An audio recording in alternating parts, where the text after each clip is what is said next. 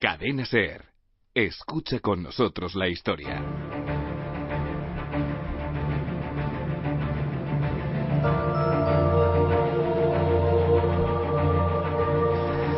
Música de magia para un tema mágico. ¿Se han preguntado en alguna ocasión cuál es el origen de muchas de nuestras tradiciones modernas? Ahondar en su historia es retroceder en el tiempo siglos, incluso milenios. Ahora en verano, en muchos lugares de la península ibérica, en esta España de piel de toro, se llevan a cabo romerías, procesiones, festividades, en definitiva, que lo único que hacen es contactar con una tradición casi ancestral, de miles de años de antigüedad. Algunas de ellas se retrotraen, como decía antes, a la prehistoria, y que de alguna forma nos sirve de puente para intentar conectarnos con ese origen, ese lugar del que todos venimos. No deja de ser curioso que la historia contemporánea tenga también esos flecos, esos lazos con cosas que sucedieron hace siglos. Vamos a hacer historia. Comenzamos.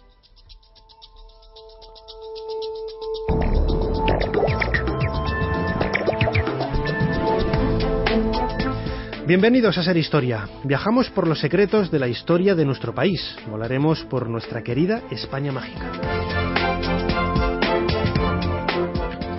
Hoy tenemos una onomástica muy especial, el 2222 aniversario de la batalla de Cartagena, con la que Roma acabó dominando la península ibérica. Con nuestros españoles excavando por el mundo, nos vamos al extremo oriente, hasta la fortaleza de El Salvador, en Taiwán. Como siempre, habrá tiempo para nuestras secciones habituales, los museos, la agenda de Fermín Agustí y más cosas. Soy Nacho Ares y les doy de nuevo la bienvenida a Ser Historia. Empezamos.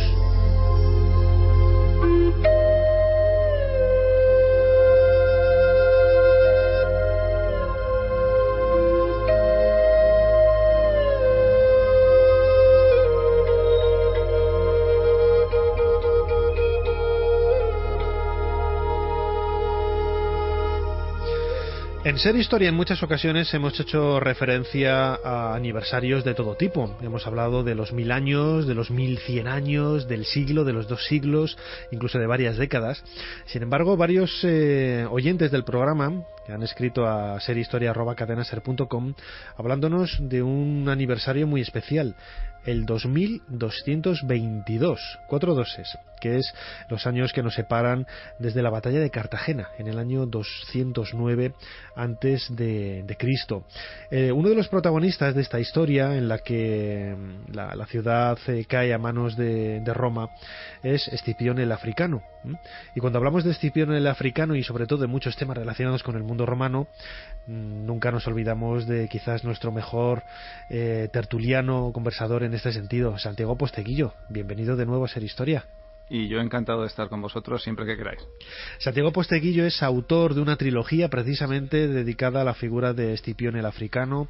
Ha publicado, el año pasado, El asesino del emperador y Amenaza, con la continuación de esta maravillosa obra que va a llevar por título Circo Máximo, ¿no es así, Santiago? Exacto, Circo Máximo será la continuación de Los asesinos del emperador, y será la segunda parte de Trajano, y saldrá en septiembre. Eso es lo que estoy ahora con las galeradas ahí corrigiendo. Muy bien, pues aquí la esperaremos con ansia para devorarla y luego presentarla a todos los oyentes de Ser Historia. Santiago, la batalla de Cartagena en el año 209 a.C. Sí. Cartagena era la capital de Cartago en la península ibérica. Estamos en parte de la segunda guerra púnica entre Cartago y la Roma republicana. ¿Es quizá el comienzo de la romanización de España, de la península ibérica, tal como podríamos definirla así? Sí, normalmente se suele atribuir esa fecha un poquito antes, ¿no? 218, cuando el tío de Escipión, Neo Escipión, ¿no? Desembarca, ¿no? Más o menos cerca del Ebro. Ahora bien, como bien se sabe, pues tanto su tío como su padre fueron derrotados y sufrieron terribles derrotas. Y sin embargo, la conquista del Carhadast cartaginés, el Cartago Nova romano, nuestra Cartagena, por parte de Escipión, supone el inicio de victorias romanas en Hispania, ¿no? Y claro, suponía dar un vuelco a la situación geoestratégica en la península. Lo que pasa es cómo consigue esa conquista. Eso es totalmente sorprendente. Y ahí quería entrar un poco en Sí. en el detalle, ¿no? Porque Claro. la victoria sobre Carhadas, como decías, que es el nombre de cartaginés de la Exacto. antigua Cartagena, se llega a decir que, bueno, Escipión es cierto que venció a los cartagineses, pero también porque ellos tenían ciertos problemas internos entre algunos generales, no tenían la cohesión quizás que habían manifestado en otras ocasiones para luchar contra el enemigo. Sí, claro, hay que recordar que en este momento Aníbal no está en la península ibérica, sino que ha dejado a sus hermanos, y Aníbal, que es el que los unifica a todos con potencia, está luchando en Italia, ¿no? Roma envía a Escipión, hijo, para que se haga cargo de las tropas romanas en Hispania, y lo que Escipión se encuentra es a 3 ejércitos cartagineses repartidos por la península, uno en la Carpetania, más o menos el centro de la península, otro en Lusitania y otro al sur, por lo que luego viene a ser Andalucía. Y claro, y en efecto estaban un poco cada uno a su aire. La idea podría haber sido ir atacando uno a uno antes de que se unan, pero hizo Escipión algo más audaz. Vamos a atacar su capital, su centro neurálgico, Cartagena. Pero claro, un asedio de una ciudad muy inexpugnable como era Cartagena, pues mira, si recordamos en la época, tanto el asedio de Capua por Aníbal llevó meses, con muchas máquinas de asedio. El asedio de Siracusa también, donde estaba Arquímedes, también llevó meses. Si le llevaba meses, Escipión se vería rodeado por las tropas cartaginesas, pero Escipión lo hizo en 6 días.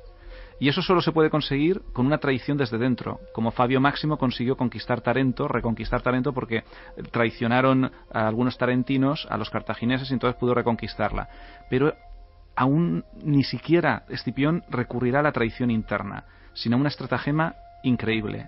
Y es que él averiguó que había una marisma que ya no está en Cartagena, que está desecada, como todo lo que hacemos en la costa. Nosotros no está desecado y construido. Que algunos que van a Cartagena me dicen, ¿no está la marisma? Digo, claro, no está, hay edificios ahí. Pero había una marisma tipo como la Albufera en Valencia. Y lo que averiguó Escipión a través de pescadores es que esa marisma había una bajamar, y en la bajamar el agua solo llegaba a la cintura si conocías el camino. Entonces contrató a algunos de estos pescadores que guiaron a unas tropas por la noche y accedieron por un lado donde no había tanta vigilancia, porque Escipión atacaba por el otro lado con todas las tropas. Los cartagineses concentran su esfuerzo en proteger el sector de muralla que está siendo atacado por Escipión, mientras que por el otro lado entran estos, acceden a la muralla, entran en la ciudad y desde dentro de la ciudad consiguen abrir las puertas, y al abrir las puertas es cuando ya se consigue la conquista. Es realmente una estrategia de lo más original y de lo más audaz. Hombre, Escipión era quizás uno de los magos en el mundo militar romano, magos en el sentido de todos los logros que consiguió precisamente por esa perspicacia, por esa habilidad a la hora de manejar las tropas. Y sí. cae Carhadas, que es la capital, sí. la antigua capital cartaginesa, y nace Cartagonova, la nueva Cartagena, la nueva Cartago, mejor dicho, habría que definirla así, en donde se cambia totalmente el perfil de la ciudad y se convierte en una ciudad propiamente romana. Sí, acabará siendo una ciudad totalmente romana, y en época ya no republicana, sino en época imperial, probablemente en época augustea, llegará a tener un magnífico teatro y un magnífico anfiteatro. Se ha hecho una recuperación en Cartagena espectacular. Elena Ruiz, la directora del museo, está haciendo un trabajo además de divulgación magnífico, y Moneo, que construyó el museo, es un museo, fíjate, que entras desde una puerta pequeñita en el puerto, que no te imaginas lo que hay detrás, es subterráneo y va pasando por distintas calles, y aprovecha los edificios que hay entre calle y calle, y ahí es museo, y luego pasa por debajo de la antigua basílica de la Edad Media, que está en ruinas porque nunca se pudo reconstruir, y emerges y aparece el teatro. O sea, es curiosísimo, es un museo de verdad que es un espectáculo el poder verlo. Y claro, te hace una idea de todo lo que era el Cartagonova luego ya romano. Y también ahí tienen un proyecto, lo que pasa es que como se ha acabado el dinero, pues lo tienen ahí aparcado, y es debajo de lo que es la plaza de toros, que también está abandonada, está el antiguo anfiteatro romano. Entonces un proyecto que tienen para cuando haya fondos es hacer algo parecido a lo que han hecho con el teatro y recuperarlo. De verdad que Cartagena merece una visita cultural en cualquier momento, y si quieren una espectacular en septiembre en las fiestas de cartagineses y romanos. Aquello es absolutamente impresionante. Hay una batalla que se representa en la ladera de un monte, que bueno, que ahí puede haber 3.000 cartagineses y romanos combatiendo. Es realmente espectacular. Como muchas otras que se hacen a lo largo del perímetro de la costa española, recordando un poco nuestra historia más alejada en el tiempo, como hay algunas leyendas, por ejemplo, sí, que hunden sus raíces en este momento, en la batalla de Cartagena del 209 a.C., que recordamos estamos celebrando ahora el 2222 aniversario. Y hay una historia bastante bonita, podríamos definirla así, en donde se habla de pues una princesa celtíbera o ibera que había caído en las manos de Escipión, y uno de los caudillos celtíberos de nombre Alucio pues intentó recuperarla. Estaba tremendamente enamorado de ella, pues con una serie de joyas intentó pagar un rescate, ¿no? Sí. A Escipión. Escipión se vio conmovido por el amor del joven por esta princesa y la dejó libre, y además ese dinero que Alucio había traído para el rescate se lo entregó y se lo devolvió para que lo utilizara como dote de la boda.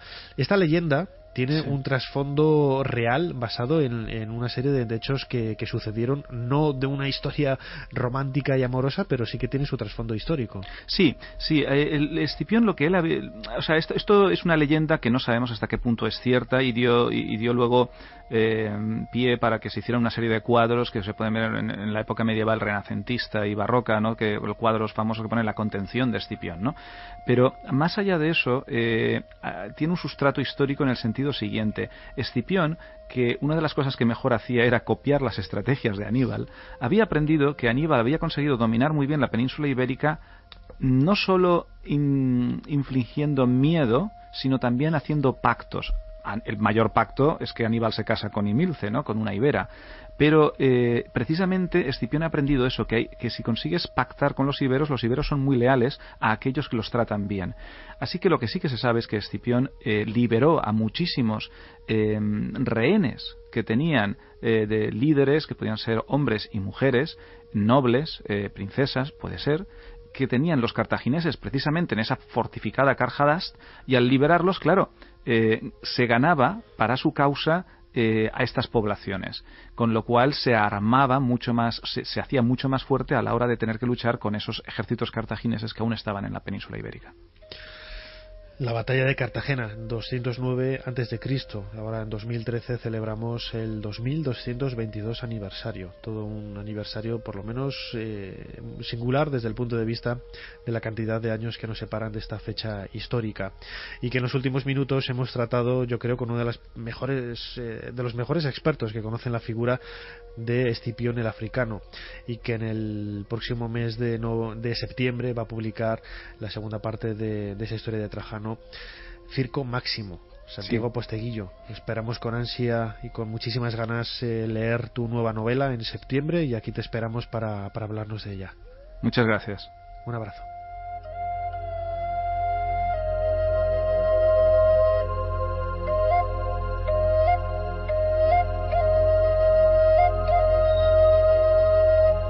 Dejamos este curioso aniversario, 2222 años de la batalla de Cartagena, y nos